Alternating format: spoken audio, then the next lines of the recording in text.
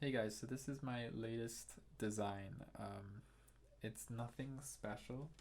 I just kind of wanted to show it to you because, well, I've noticed a lot of people are now commenting on one of the older videos and asking questions, and I figured it would be worthwhile to show you guys what I'm up to right now and what I've been working on. So I made this over the summer period, and during the summer period, a new pot came out, and I always get excited when new pots came out. I'm not really so excited. I'm trying to get this off while talking, but it's actually kind of difficult.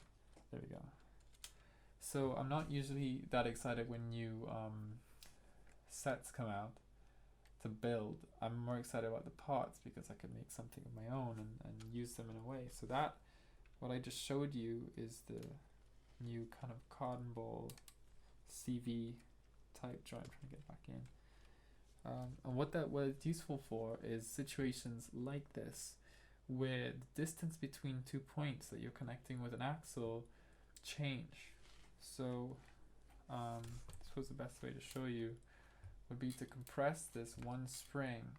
So it's kind of the axle is compressing kind of asymmetrically. You see it kind of goes into, the axle goes into the CV joint. The only thing with this is that this is probably not the right side to demonstrate this on, because I've actually taken the gear that connects this to the differential. So if I just turn this around,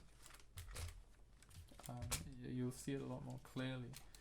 So it kind of goes in like that, which is interesting.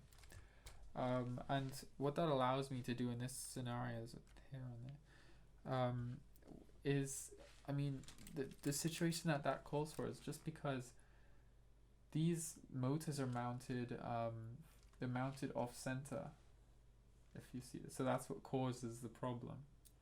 But the fact that they're mounted off center, I mean, that solves some issues for me, because it means I don't need to use any gearing at all, which is great, because I mean, if there's a lot of torque, you don't need to worry about it too much, about slipping and things like that.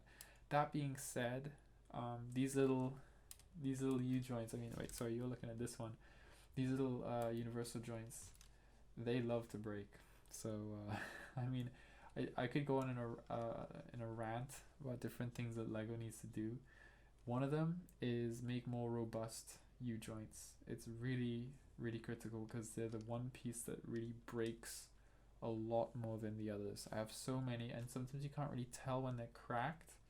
It's hard to find, like, I mean, and also they'll kind of crack on their own, and then all of a sudden your car starts like making a weird noise, and you're like, oh, what's going on? It's just an annoying issue, and replacing them isn't great as well. You have to order them on Bricklink or something like that, and it's just, I don't know, it's not nice.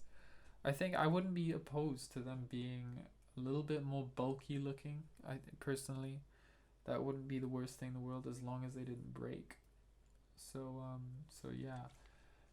Anyways, this really is. Actually, you know what? I'm gonna give you guys a little bit of a check this out.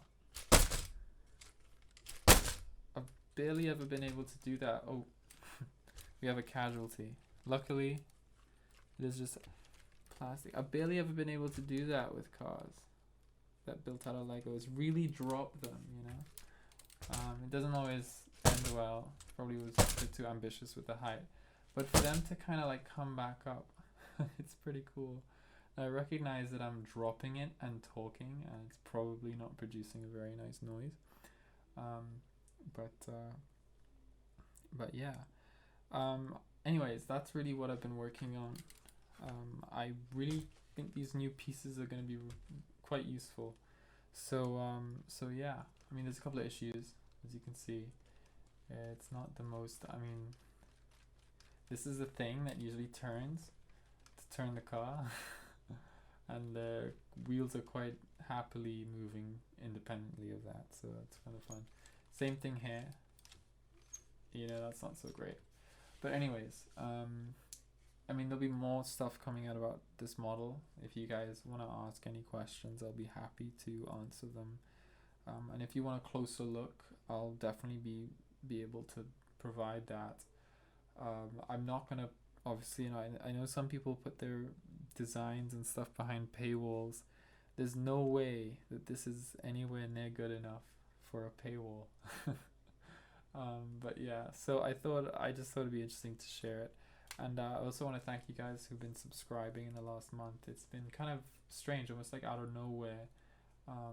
That video that I put out a while ago about the old system that I designed, which is kind of subtly unique. It's not really a major innovation in it, but I think someone recently commented saying that, you know, oh, this is obviously, you know, it's a cantilever system, you know, this is not new. And well, the thing is that was about it, that was new about it was that it when it's like for a single hub to have both driven and steered wheel with that system, that's not actually been done before. That's new, and I checked.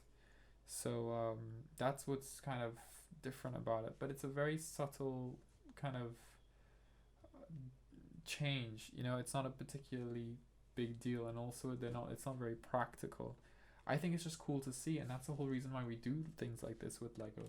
It's to look at these parts, you know, compress, and how, you know, it's kind of getting a closer look at how some of these systems work, and it's representative. It's not supposed to necessarily be functional, and you know that some people don't really think that. I mean, some people are very good at building very like highly functional things out of Lego, but I think the fun of it is getting the geometry right and getting something that kind of, you know, demonstrates what, you know, a concept could be, and that's what's really fun to me. You have to be aware of the limitations of the toy, because at the end of the day, it is a toy. It's plastic.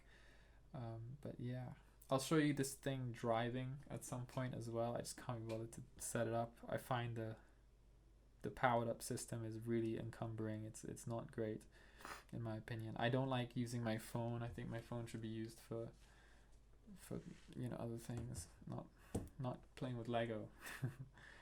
Anyways, thanks guys for watching, and again, thank you for subscribing. All you people who've been commenting and subscribing and viewing my video. There'll be more. This really is supposed to be a gesture of that, you know, that there will be more of these, and that I'm not, you know, just kind of leaving this by the wayside.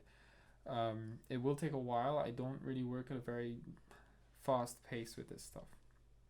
But anyways, I think that's the final note. I'll see you guys in the next one. I'll be in the comments if you guys have any questions. And that's it. See you later.